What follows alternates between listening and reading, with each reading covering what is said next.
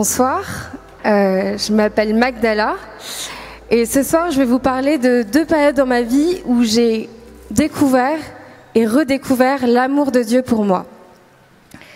Alors ce qu'il faut savoir sur moi, c'est que je ne suis pas née catholique. Magdala, c'est même pas le prénom sur ma carte d'identité, c'est mon prénom de baptême. Je suis née dans une famille musulmane et il y a eu un tournant dans ma vie en 2017 quand ma mère a avoué qu'elle voulait se faire baptiser. Moi, j'avoue que je l'avais vu venir parce que je l'avais vu lire les évangiles et j'avais vu qu'elle était complètement dans le truc. Mais ce que j'avais pas vu venir, c'est que ma sœur dise qu'elle veut se faire baptiser aussi, que mon petit frère dise aussi qu'il veut se faire baptiser et que mon autre petit frère dit aussi qu'il voulait se faire baptiser.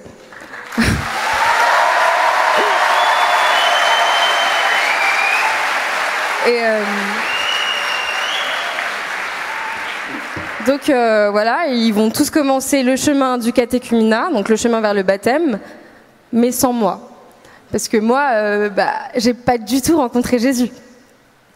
Donc j'avoue que les voir quand même transformés par leur joie, ça me pose vraiment des questionnements. Et il va se passer un déclic quand le curé de la paroisse dans laquelle ils se font baptiser vient dîner chez nous. Et moi, un peu sur le ton de la provoque, la première chose que je lui dis au dîner, c'est écoutez, moi je comprends pas la Trinité. Parce qu'on va pas se mentir, voilà.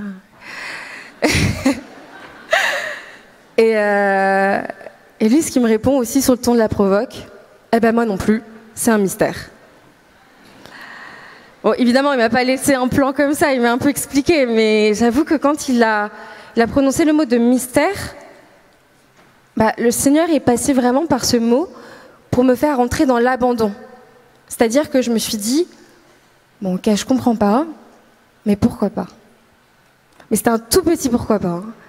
Mais le Seigneur, ça lui a suffi. C'est-à-dire que petit à petit, jour après jour, à partir de mon tout petit pourquoi pas, il est entré dans mon cœur, de façon même parfois secrète et imperceptible, je ne saurais même pas dire. Mais un jour, je me suis levée de mon lit et je me suis dit, en fait, je ne peux pas résister. Jésus, il est irrésistible, quoi.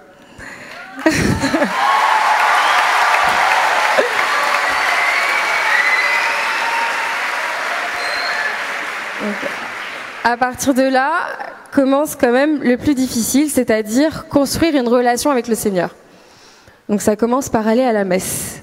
Or, la messe, ça m'ennuyait profondément. Je dormais ou je bâillais toutes les minutes. Mais vraiment, c'était tellement bizarre que ma mère en a parlé au prêtre.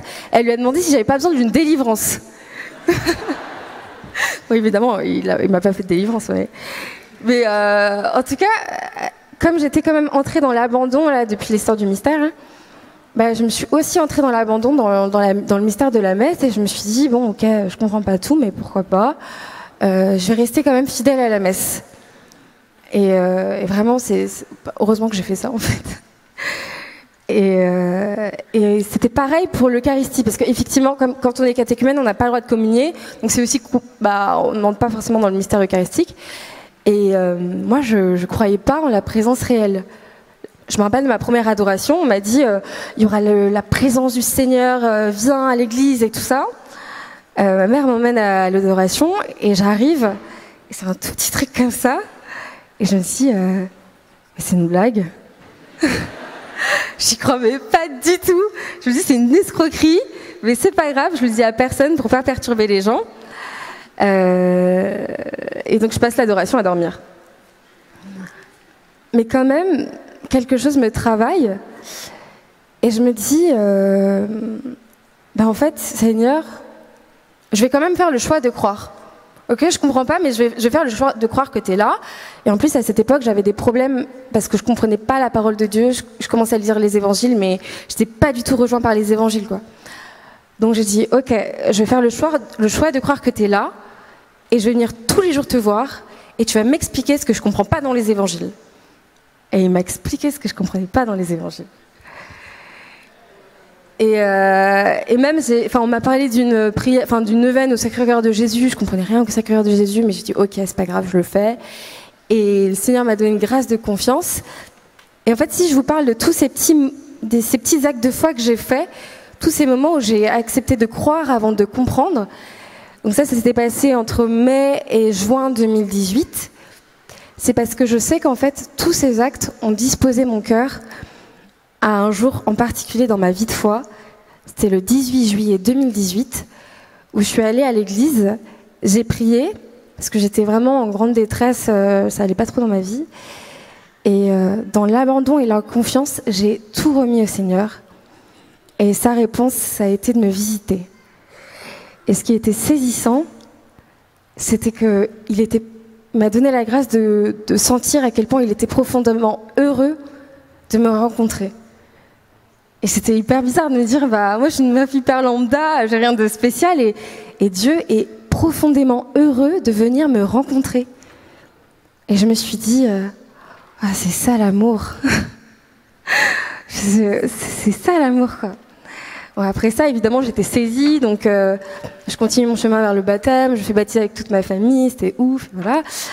Et se construit une relation vraiment avec le Seigneur où moi je l'aime d'un amour vraiment imparfait, mais au moins mon amour a le mérite d'exister. Et je sais que lui m'aime. Et je me dis, voilà, notre relation est inébranlable, personne ne pourra me dire que Jésus ne m'aime pas. Sauf qu'en décembre 2020, il m'arrive un énorme échec dans ma vie. Mais vraiment un échec monumental qui me détruit. Et il me détruit d'autant plus que j'avais confié cette situation au Seigneur. Donc dans la confiance, je me suis dit, on va y arriver avec le Seigneur. Et pourtant, j'ai échoué. Donc je me suis dit, Seigneur, je t'ai confié ça dans la confiance et j'ai échoué. Donc ça veut dire que tu m'as trahi. Mais l'amour, c'est pas ça. Hein. L'amour, c'est pas la trahison. Donc je commence à me matrixer un peu le cerveau et je me dis, mais en fait, Dieu m'aime pas. C'est un mensonge. Et quand les gens te disent Dieu t'aime, ça n'a pas de sens, quoi. Parce que sinon, je ne serais pas dans cette situation. Et donc, je fais ce qu'il ne faut pas faire. J'ai rejeté Dieu. Et là, je vis profondément dans la souffrance. En fait, mon corps souffre d'avoir rejeté Dieu. Je vis vraiment un enfer, quoi. C'est horrible. Mais en même temps, je suis dans un dilemme parce que je ne peux pas croire que Dieu ne m'aime pas.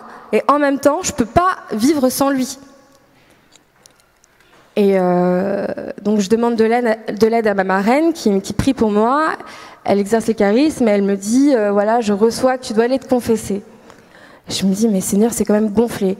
Là, je me sens trahie et tu me demandes d'aller te demander pardon. Mais bon, comme j'ai confiance et je dis bon, je fais ce que tu vas me dire, je vais me confesser d'avoir rejeté le Seigneur. Voilà, je suis pardonnée, mais quand même j'ai l'impression que dans mon cœur il y a quelque chose qui est pas réparé. J'ai l'impression que je comprends toujours pas ce que ça veut dire que Dieu m'aime, malgré tout ce que j'ai vécu. Et la chance que j'ai eue, c'est que quelques jours plus tard, il y a eu un groupe de miséricorde où il y avait la prière des frères. Donc dans ma tête, dans ma prière, je dis bon, ok Seigneur, j'y vais. Je te confie la situation et tout ça, mais s'il te plaît, ne me dis surtout pas que j'ai du prix à tes yeux et que je t'aime et que tu m'aimes. J'ai besoin d'entendre autre chose, quoi, pas des banalités.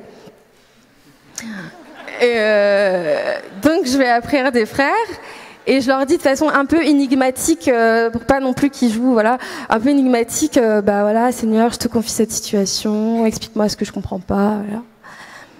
La première chose que la personne qui prie pour moi, l'une des personnes qui prie me dit, c'est alors je reçois que tu as du prix aux yeux du Seigneur et qu'il t'aime. Je vous jure, j'ai levé les yeux au ciel, je dis non mais Seigneur quand même. Voilà, donc, dans ma tête je dis bon si tu veux, bon mais dis-moi autre chose. Voilà, c'est bon, voilà, j'ai compris, dis-moi autre chose. Une deuxième personne dit et Dieu t'aime. Je dis c'est pas possible. Seigneur, dis-moi vraiment autre chose. Et la troisième personne me dit et Dieu insiste vraiment, il t'aime. Et là, quand même, il faut être un peu débile pour pas comprendre, quoi. Donc, je me rends à l'évidence, Dieu m'aime. Et même quand je le rejette, il m'aime. D'ailleurs, l'échec que j'ai vécu, finalement, il m'a relevé, quoi. Il allait beaucoup plus loin, voilà. Et ça m'a permis de me rendre compte que, voilà, en toutes circonstances, Dieu m'aime. Que même si je comprends pas tout, Dieu m'aime. Que de toute façon, l'amour de Dieu est folie, donc je peux pas tout comprendre. Enfin, voilà, quoi. C'est ça, l'amour.